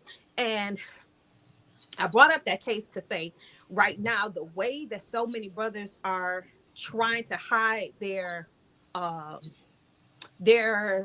attraction or lust, I say, for young women by trying to, you know, put older women down, like, oh, y'all ain't this, y'all don't got value, y'all don't have this and all this stuff. But now we're seeing just how many of them are actually still messing with children and stuff like that. So if it's something else I'm gonna ask y'all to do, stop the bull crap. Like, just stop it, you know. The single mamas, you know, they taking these statistics now. Oh, if you look at how many young Black men failed this and stuff, they were all by single mamas, and it was the single mothers that's ruining these children. And the single mamas, and you know, like, the single mamas are the most ridiculous and horrible people in the world and stuff, because she stayed. Like, because she did choose. And again, like you said, some people are trash. We ain't talking about all women, but y'all are upset that these women actually stayed in these children's lives and raised them. And because they didn't turn out to be successful, now it was just all their fault. And then stop telling the lie that, like, we don't want to know the truth and stuff. You know, like, at this point, I feel like, and I say this to so many guys, and say, you know, when y'all, this society, and it's not just Black men, society done taught y'all that it's okay to lie, to cheat, to do all these things, and we're just so strong, and we're just supposed to deal with it and all this stuff. And I was telling myself, you know, I don't see a liar and a cheat any different than I see someone that violates you sexually. You know what I'm saying? Because it's the same thing. You're taking something from me based off of, you know what I'm saying? Like, you know, if you were telling me the truth, I probably wouldn't be here. So you're taking from me. You know what I'm saying? Like, you're robbing me of something. So, you know, I just hope to see y'all be better people. The way that you want to be treated, like, truly start treating people that way. You know what I'm saying? And, like, stop looking at the women that you're romantically dealing with any different than the women that you actually love because they're your family and stuff. Because she is still somebody's family, and she is still your family in the greater, you know, in the bigger scheme of things. Like, we all family and stuff. So just be better people. And the ones that are being good people, continue being good people. Start holding your friends accountable. Stop laughing in these barbershops and all this stuff. Or, oh, I ain't gonna say nothing to them. Or another thing, and two, I know we gotta go, but one other thing. You know how many brothers I hear say, oh, I ain't gonna say nothing to them young brothers. Everything is always put on us. Everything is always the girls, the women should do this, or the women should do this. Like, so what do y'all do? What do y'all do? Yeah. Y'all don't talk to the brothers. If you don't talk to the young men, if you don't talk to your friends, what do y'all do? Like, so again, for the ones that are doing great, we love y'all. Please continue the good fight. But for the ones that's not, be better people. You know what I'm saying? That's right. That's a word. That's a word to be heard. Our sister MsDia and our sister Mshairi standing Hey, Kofi. in. Yes, ma'am. I'm sorry. Can I say one thing? Can I say the phone number one time before I get out of here? Please do. I miss saying 404-523-8989. Call us up, y'all. All right. Give us a call. You know, are y'all open to take some calls or some comments? How do you feel about that? I got time. Okay, cool. Yeah. But before we go to that, you know, I have some questions. I gotta definitely be transparent. I feel like I got my head in the clouds, not because I don't feel like these kind of clowns exist. So when you talk about stuff like, I don't be around people like that, and that would justify. I be in the barbershop and everything, would justify that kind of foolishness. However, it's a reality, and I'm wondering, as Msha mentioned, El-Haj Malik Shabazz earlier, it's a question to be asked. Who taught us to hate ourselves? And it's not enough to ask that question, because the average cat in the hood can sit down with a 40 ounce or a blunt and tell you, run down chapter and verse about the white man's game while participating in it every day. That's just in self-criticism. That's just the reality. We have this way of being able to quote facts and really talk about the trauma and our oppression, and have not found as fluid ways, as fluidly as we can talk about it, ways of working ourselves out of it and getting ourselves free. That's just the reality. It's just a thing. It's like, what do you mean? What do you mean somebody is going to see a little girl being violated? I mean, I remember a brother I know who said to me 15 years ago, and it stopped me in my tracks. Yeah, man. At this time, I think we were in our 30s, like in the mid 30s. Yeah, I don't deal with no woman that's older than 24, because after then, she's damaged goods. I'm like, oh what? yeah, listen, they're pushing that. No, this is a real, right now. And this is a person that I consider to be, an upstanding person. I'm like, what? Happens all the time. And they pushing it. And you know what's so interesting too? Since you said this earlier, speaking on the music, I just posted yesterday. I said, I wish, because of that case, right now my feed, again, I'm from Detroit, so my feed is full of the Naziah and case. And I said, what I wish, or I pray that people recognize the same type of grooming that this man was doing in these text messages is the same grooming that your favorite artist is doing in these songs, because they know that most of these singles and stuff that they're pushing are being pushed to radio, which we know is going directly to the children first. So like that type of grooming and all that stuff, like it's real out here, let's go there, because that's where I want to go next, even in terms of accountability. You said something, MsDia, earlier that, if I got you right, if you red man say the B word, it kind of sinks different than when Cube and them say it. I was there when Cube and them came out, and at that point, again, full transparency, I'm a young man coming out of a revolutionary household with a rebel spirit. So I'm trying to gangbang. I'm in Southern California, in the crack, central Southern California. Even one of the Jerry curl. Can you imagine me with a Jerry curl? Get out.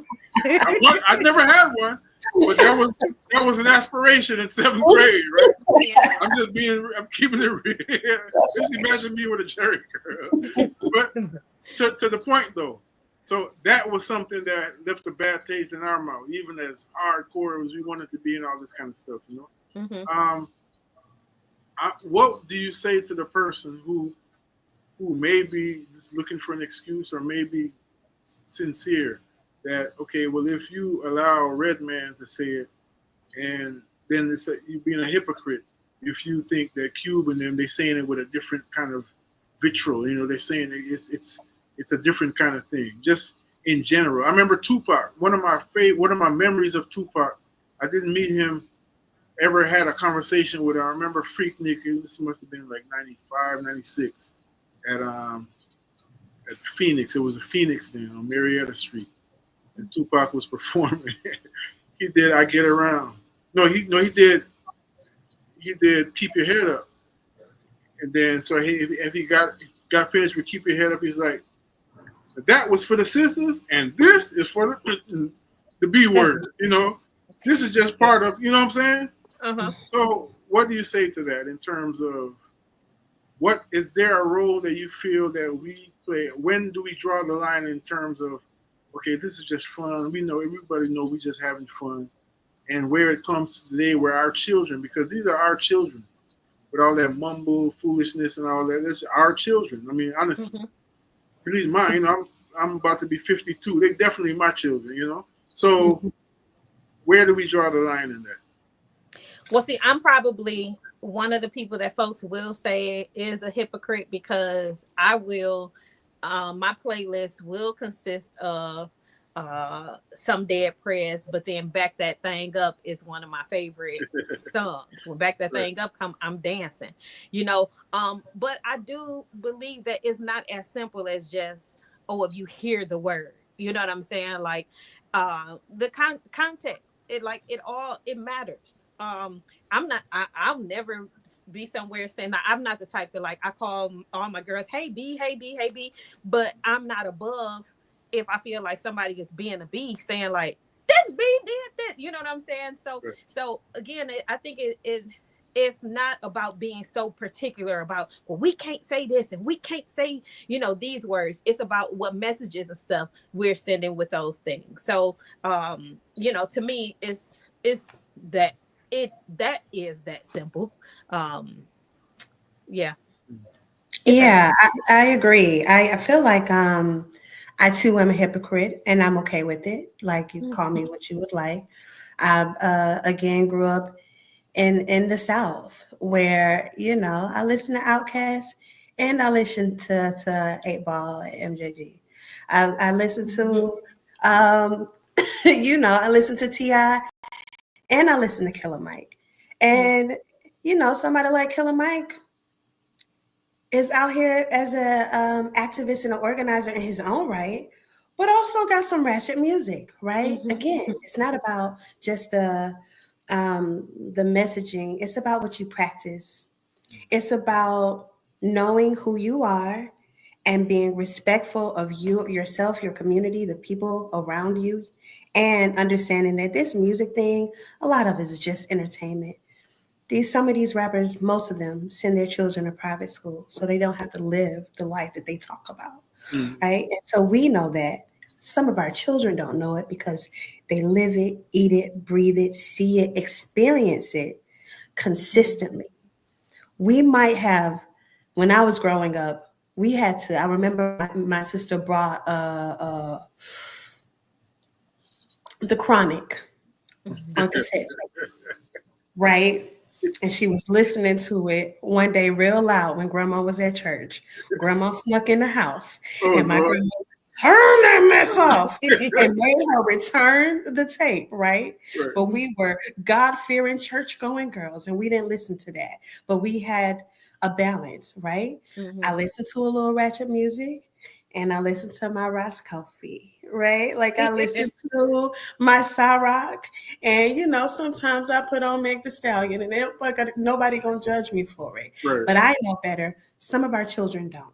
Some of our young how do we help them to know better? Go back to the whole thing about who taught you to hate yourself. You know, when MsDia mentioned, I mean, I have my own. I'm doing my best to stay neutral in a journalistic way. You know, of course, I have many opinions, and y'all, you know, I'll be saying something on Facebook tomorrow to have both of y'all throwing eggs at my Facebook page. So get ready for that. You know, whatever. I'm just saying.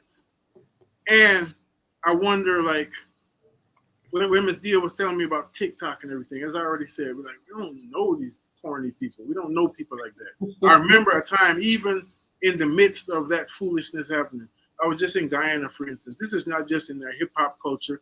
It was just a time where even thugs, you doing all kind of stuff that you don't feel your elders would approve of. When you see them passing, you tuck it in for a minute. I'm talking about killers. You know, you know what I'm saying? Not just saying a couple bad words or smoking some weed, you know? And I remember in hip hop when there were respected forces in place. Some of them fell from grace, like, you know, Bambaataa with the Zulu Nation, you know, and all that kind of stuff. You know, unfortunately, the whole Zulu Nation, in many people's eyes, fell from grace because of his shenanigans. There was Black Watch. There was even the Nation of Islam. There was organizations who could bring people to the table. Say, all right, y'all, it's going a little bit too far. You know, now it's just like there's there's nothing there. So then how do we translate to our youth that distinction that both of you all know kind of naturally without blinking? You can turn it on and off because time and place for everything. How do we translate? That's a serious question. Well, I think because I got in one house 8 nieces and nephews. Well, they came from one sibling. So I've spent plenty of days having them listen to different songs. You know, we having just a YouTube party where it's like, you know, having conversations with them, but then showing them, you know, songs that can basically explain to them something that my words may not necessarily be able to relay. So I think that it's important that we talk to them because they're so smart, and the other side is doing its job. The other side is growing them up fast. The other side is telling them everything they need to do to end up dead, in jail, or either, you know what I'm saying, pregnant at a very young age. The other side is on a job. So it's important for us to be on our job just as serious. It's important for us. When Rick Ross put that song out about that you and E know, when he did that verse, I told my DJs, and they thought I was playing. When we were up there at RG, I told my DJs, he's no longer allowed to be played here. I don't care what song it is. And it's funny because, you know, some of them got on me like, well, what about this person? He got to, you know, and I'm like, okay, well, we'll deal with them as well. But as far as this one, who we know and who did not care at all what he said, and or the people that he hurt, you know what I'm saying? He's not allowed to be played here. And like I said, like things like that, you know, like my nieces and nephews, they know how I stand. Like when I say certain things, like we standing on that, and every little bit matters. So even if it's just you one by one picking off each one of them, like, oh, he telling people to rape us, he gone, you know what I'm saying? And just really showing them like, no, we're not gonna tolerate certain things, you know? Absolutely. Yeah, I agree with that. I think we do a really good job when we stand in solidarity with each other. When we take a stance and when we stand on business, as the young people would say, we really get things done. The two little Farad and whatever the other one's name, the two podcasters who let this white comedian talk about Black women. They went from 2 million views daily to 2,000, honey, because Black women stood on business. And I think that people have to we just got to do that. That means we have to champion all of those artists who have great messaging. We have to champion them as much as we do the other artists.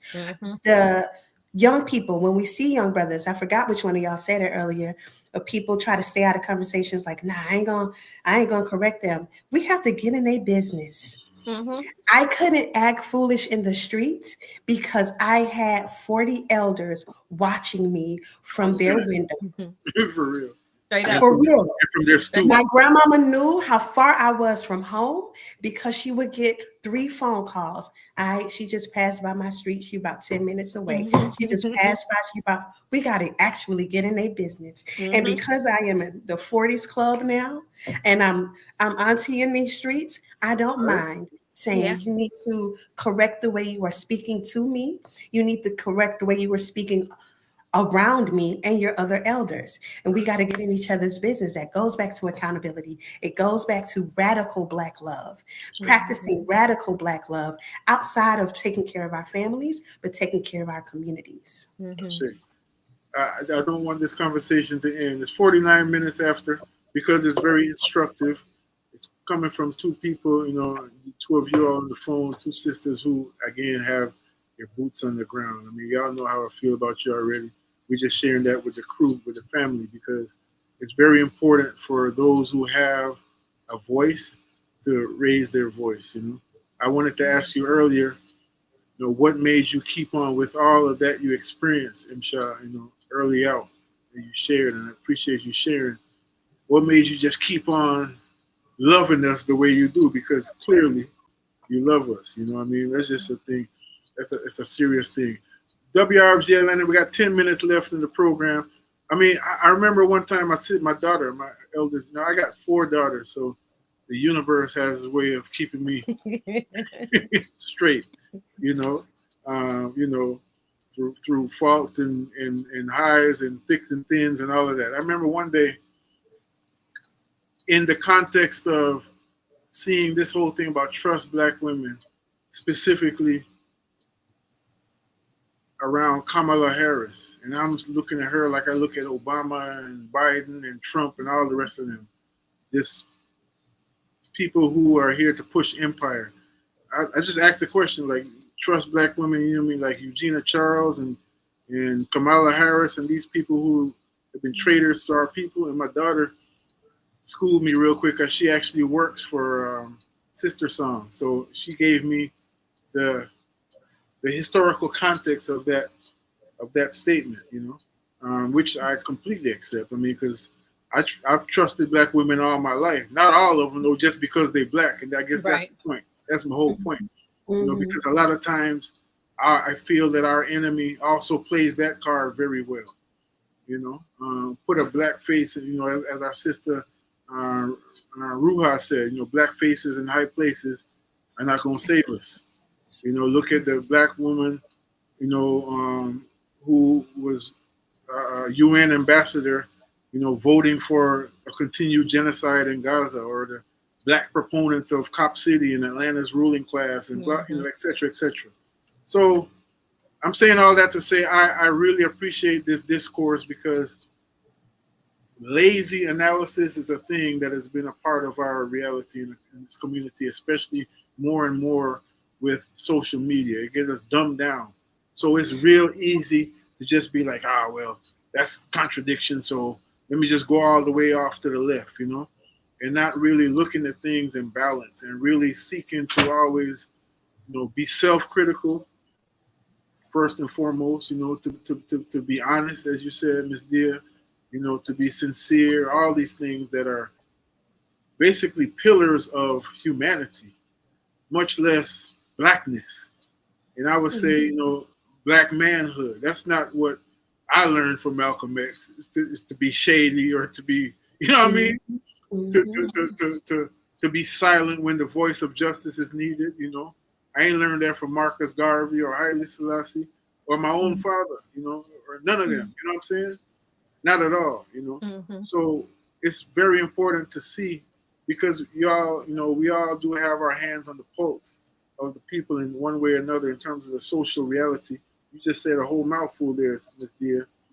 The other side is doing their work very well, and their work is to divide and rule. Their work is to conquer us by any means necessary. Their work is to keep us subjugated, to never, to prevent the rise of a black messiah. And this time we know that ain't a one person, but a whole community, you know, a whole energy of people, a mass of people, you know. We know that's their work. So are we satisfied? This is more of a rhetorical question to the family out there. Are we satisfied with being able to quote that and sound deep? Yeah, you know, that's what they're about. You know, that's what the enemy be doing. Are we satisfied with that, or are we looking to do something about it? I think of the word of Franz Fanon, who said, you know, every generation must, out of relative obscurity, I think is the way he put it, you know, either make a choice to either fulfill their mission or betray their mission. Every generation has this. So it's on us. And I'm grateful for you all. Mshairi Siyanda. Proud of you, brother. Thank you all for really coming through, for being who you are in our community. That's why Ras Kofi could call on you without a doubt, without any hesitation. Like, I know these sisters are gonna bring the truth, gonna sound the trumpet, and they're gonna, you know, they love us, so they're gonna come from a place of love. You know what I'm saying? Thank you all for being yourselves and who you are, how you show up.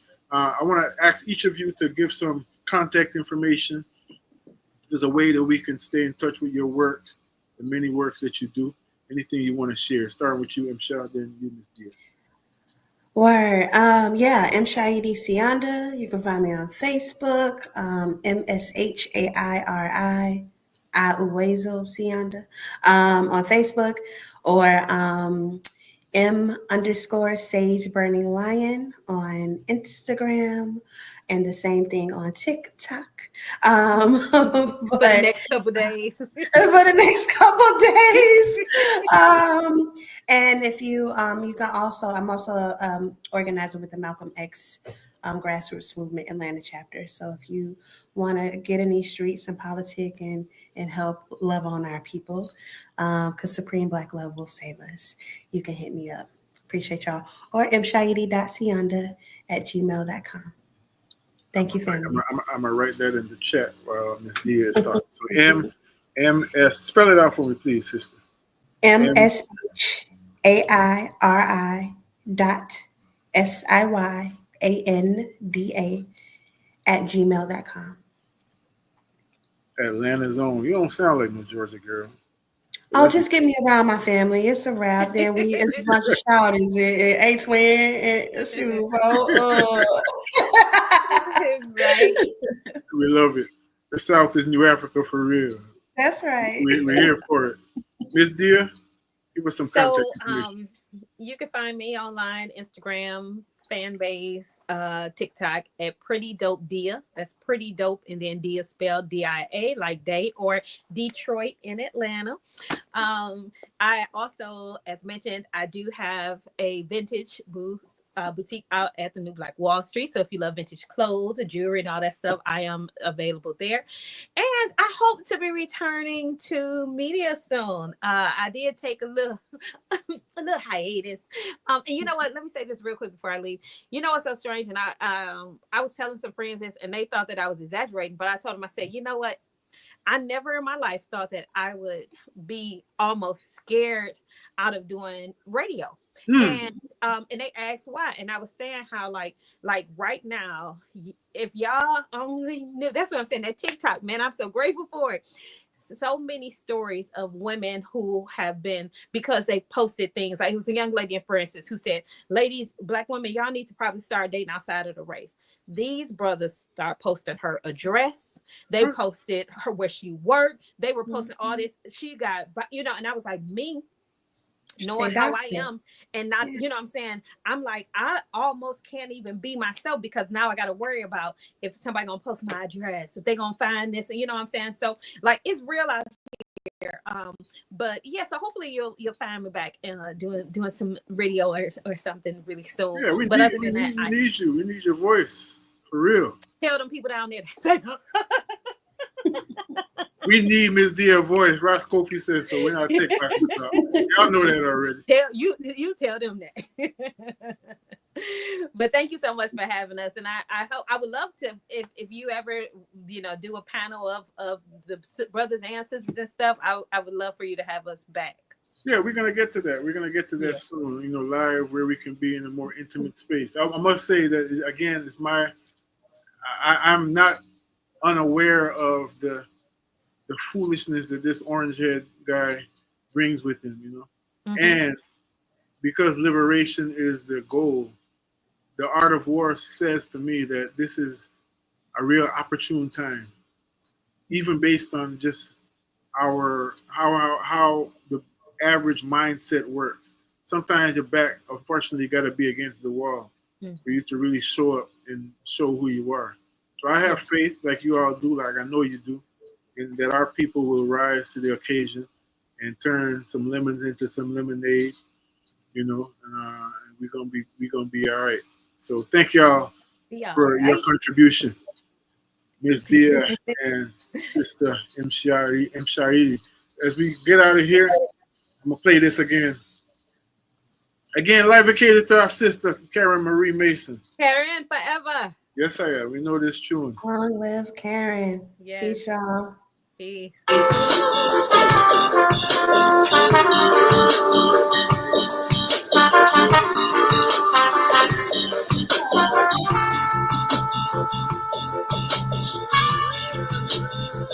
Black woman, you are ruler. Don't let no European try fool you.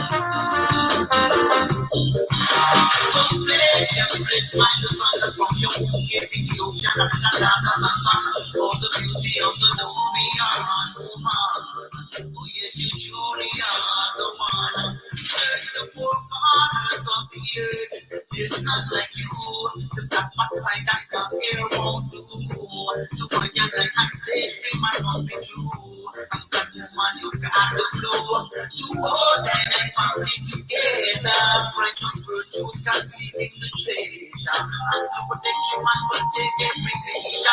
want to defend you when the time gets what they give up. Black woman, you want to love. Black woman, you want to love. Black woman, you want to get from you. Want to be a African school, Black woman, you want to love. Black woman, you want to love. Black woman, you want to be a from you. Want to put each other school, Every righteous black man should have a righteous black woman. No separation, supervision, masturbation. Under my pastor, man, no evaluation. Woman, no number man in a every motivation. Baby mother, don't destroy her family. Political false teaching, constant emotional rivalry. Not slavery, need the black man with the lowest salary. Man, make him humble for the basic necessity. But the need to love one for the child. I'm in no business if I'm doing white or baby. And Jaja babe like I got black baby. So we no better get to the priority straight. Black woman you want love. African woman you want love. Come you want to be a woman love. Want to be a African school Black woman you want love. Black woman you want love. Come you want to be a woman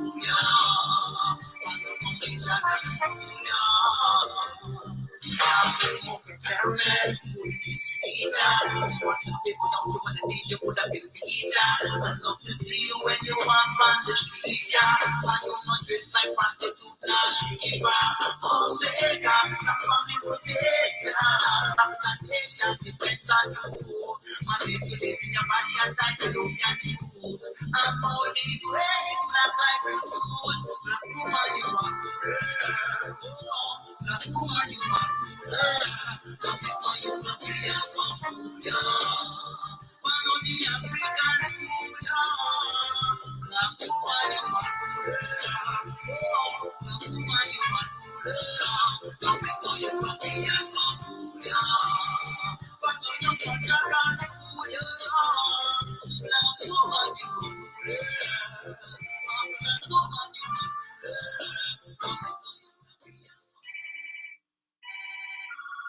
Yes, family, take care of yourself, take care of one another. We're going on the road,